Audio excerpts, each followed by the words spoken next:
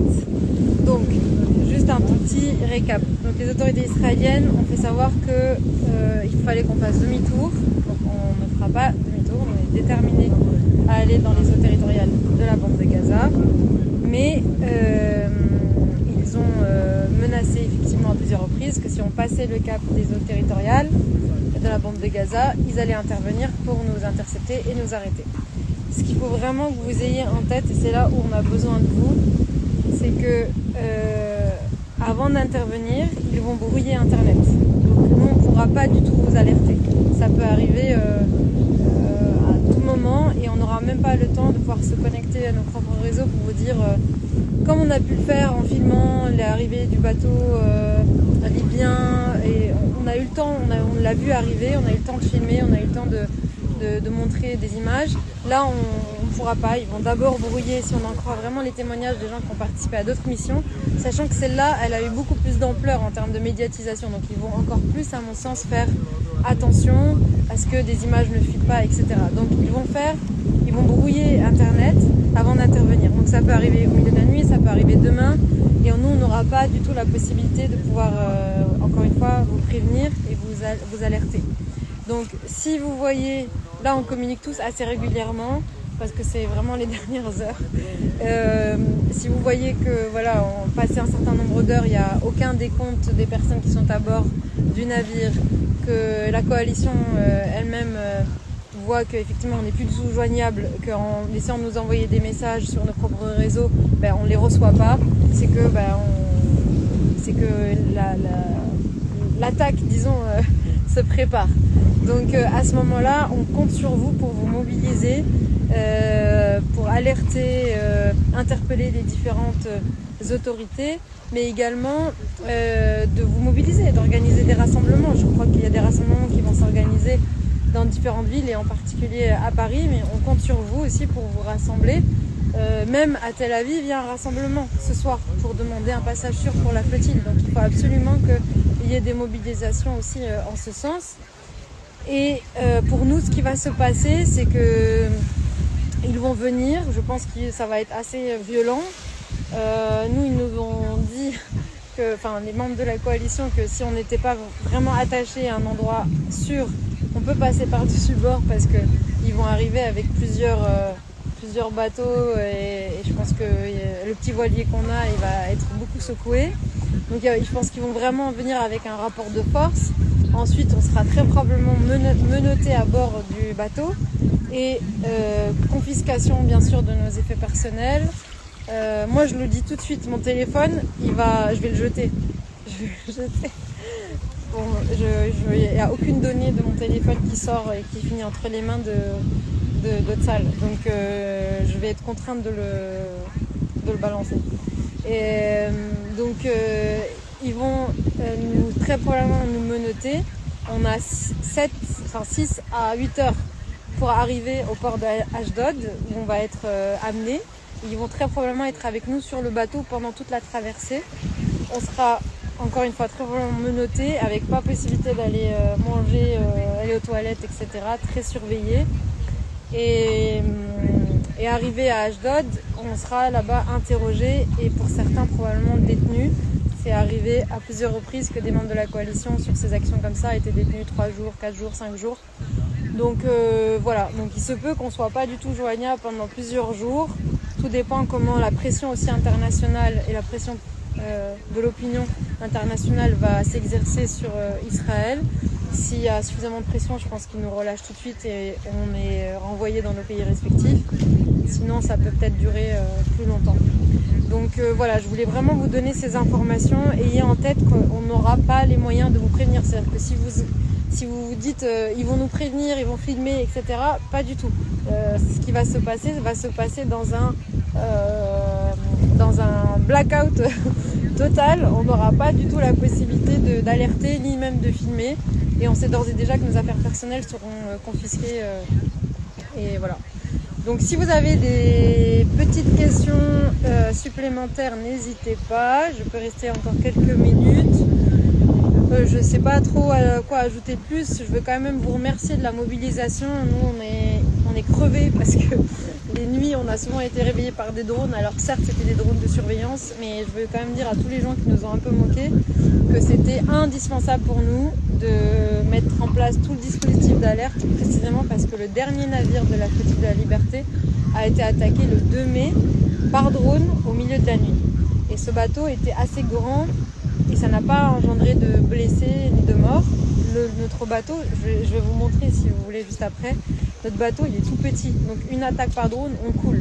Donc on était obligé, dès que l'alarme sonnait pour un drone, de tout de suite enfiler une gilet de sauvetage, de tout mettre en œuvre pour se sécuriser et être prêt à sauter.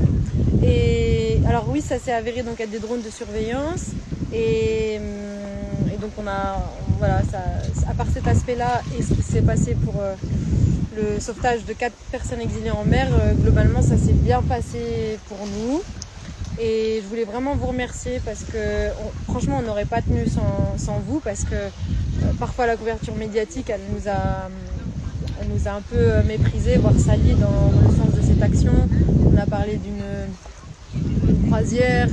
Je vais vous montrer le bateau, enfin, je veux dire on n'est pas du tout en vacances quoi. Je veux dire on se lave là à l'eau de mer, on n'a pas d'eau pour nos toilettes, donc on fait vraiment avec ce qu'on peut pour tenir dans les conditions et on n'a pas à se plaindre en réalité parce que on sait qu'on est là pour faire cette action-là et on n'est pas là non plus en vacances, on est là pour vivre dans le luxe ou je ne sais quoi.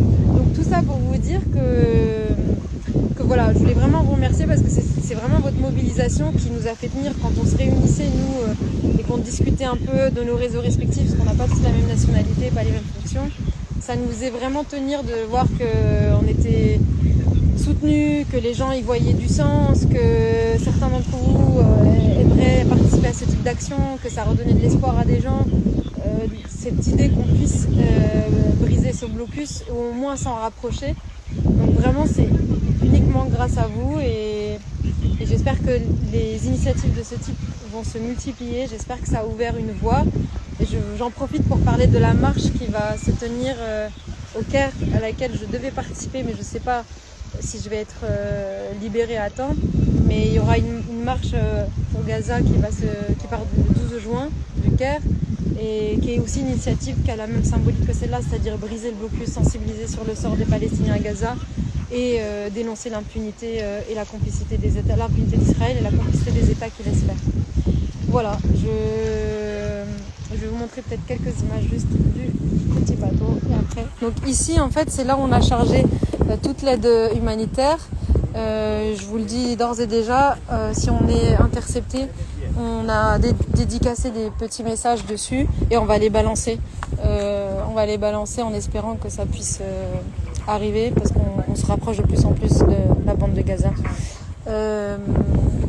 Voilà, là, on a mis des petits messages dessus.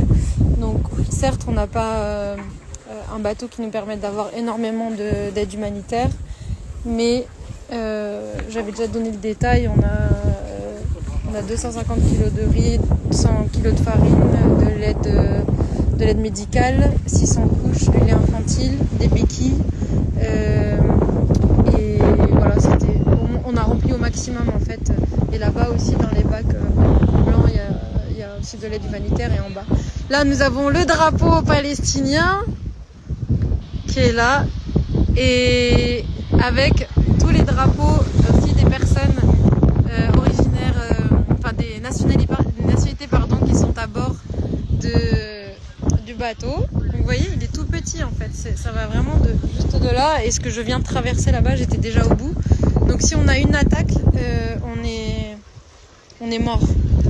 Donc voilà. Et je vais vous montrer peut-être aussi l'intérieur. Et après je vous laisse. Et si vous avez des questions, c'est les dernières. Les amis, c'est les dernières heures, vraiment. Là, on ne sait pas ce qui va se passer cette nuit. Et normalement, demain, on arrive. Pardon. Demain, on arrive. Là, ça prépare à manger. Pommes de terre pour ce soir. Donc, demain matin, on devrait passer dans les eaux territoriales de la bande de Gaza. Donc là, on a la petite cuisine. Là, on a un. Demain après, oui, pardon, demain. Là, on a la petit espace commun où on se réunit essentiellement le soir. Là, on a la cabine que je partage avec Greta et Baptiste. Donc, on est 3 ici. C'est un peu le bazar, mais parce qu'en vrai, on a juste nos sacs et tout doit être hyper rangé à tout moment pour... Voilà. Donc, moi, je dors là. Ça a été ajouté. C'est un lit qui a été ajouté pour l'occasion. Greta, elle dort là. Et là, c'est Baptiste, qui est le médecin qui est avec nous, qui est à bord. Là, on a une petite cabine de toilette. Il y a de l'eau là ou pas dans les... Parce que moi, il y en avait plus. Ouais, voilà. Je vous disais, il y a plus d'eau. Donc, on fait avec les seaux d'eau de mer. Là, il y a une autre cabine. Donc 3 autres lits. Et là-bas, il y a une autre cabine avec 2 lits. Donc voilà, en fait, c'est vraiment pas très grand. Donc c'est pour ça que j'ai beaucoup sensibilisé sur le fait que si on avait une attaque comme celle qui a eu le 2 mai, eh bien, on était mort. Enfin, mort dans le sens... en pleine nuit, je vous laisse imaginer, quoi. Une attaque de drone, on a vraiment quelques minutes pour réagir. Elle est juste là-bas. Je pense qu'on est beaucoup à être au téléphone là et à gérer les dernières interviews. Là, on a le journaliste Al Jazeera qui est avec nous, Omar. On a la chance d'avoir 2 journalistes parce que ça nous a aussi beaucoup aidé sur la médiatisation et la sensibilisation. Et voilà, donc on va faire notre dernier dîner tranquille et je pense que voilà, demain dans la journée, on risque d'avoir En fait, c'est impossible de prévoir. Soit ils vont venir en anticipation, ils peuvent venir cette nuit, soit ils vont vraiment attendre qu'on arrive tout près des eaux territoriales de la bande de Gaza et intervenir à ce moment-là. Donc du coup, ça serait demain après-midi. Voilà, je voulais vous donner juste ces dernières informations, que tout le monde l'ait en tête. Je répète, nous n'aurons pas Internet pour vous prévenir, parce qu'Internet sera brouillé avant. Ensuite, il y aura très probablement des drones au-dessus de notre tête. Ensuite, hélicoptères. Et ensuite, les commandos qui vont arriver pour monter à bord du navire et nous arrêter. Donc, il faudra juste être attentif un peu à la com, etc. Si vous voyez que plus personne ne communique parmi nous, c'est que pendant plusieurs heures, c'est que voilà, on est entre les mains des autorités israéliennes.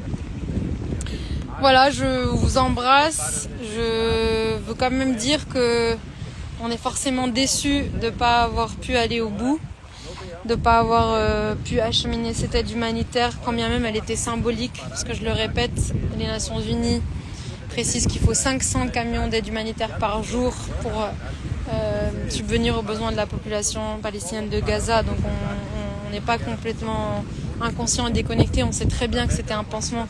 Mais l'objectif, c'était de briser ce blocus. Cette initiative, elle existe depuis 2011. Des bateaux partent régulièrement avec des militants, des activistes, des gens qui veulent alerter sur ce blocus. Donc c'est pas nouveau, mais elle a une symbolique qui était encore plus importante au regard de la famine qu'il y a, du génocide qu'il y a à Gaza. Et on voulait faire notre part sans avoir du tout la prétention de couvrir tous les besoins. Mais on voulait ouvrir une voie. C'est-à-dire que s'il y a au moins un bateau qui passe, et je crois que c'est aussi pour ça qu'Israël est très à cran, c'est que s'il y en a un qui passe, ils se doutent bien que ça va ouvrir la voie et que d'autres seront prêts à partir très rapidement. Avec plein d'autres citoyens et de provenances différentes. Donc ils sont vraiment à cran et ils sont très à cran. Ils veulent pas en laisser passer ne serait-ce qu'un, même un tout petit comme celui-là, parce que ça risquerait, de leur point de vue, à mon sens, d'ouvrir la voie à plein d'autres initiatives. Donc voilà, on a tenté avec les risques que ça comprenait, et on a forcément le cœur un peu lourd de faire face à autant de pression du coup des autorités israéliennes, de l'armée israélienne, parce qu'on sait qu'on perd en rapport de force. On est 12 citoyens, on va nous envoyer 3 unités de dizaines de soldats qui seront armés, etc. On sait très bien qu'on pourra pas déjouer ça.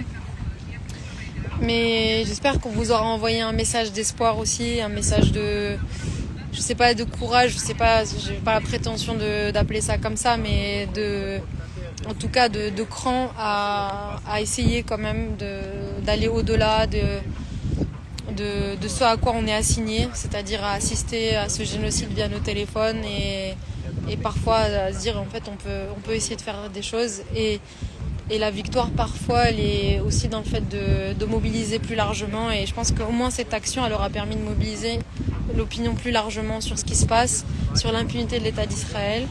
Et je termine vraiment par rappeler des éléments de droit qu'il faut avoir en tête. Israël occupe illégalement la bande de Gaza. Les eaux contrôlées par l'État d'Israël sont des eaux palestiniennes. Donc quand Israël prend la rhétorique qui consiste à dire on se défend, c'est les eaux qui nous appartiennent et donc on a le droit d'aller intercepter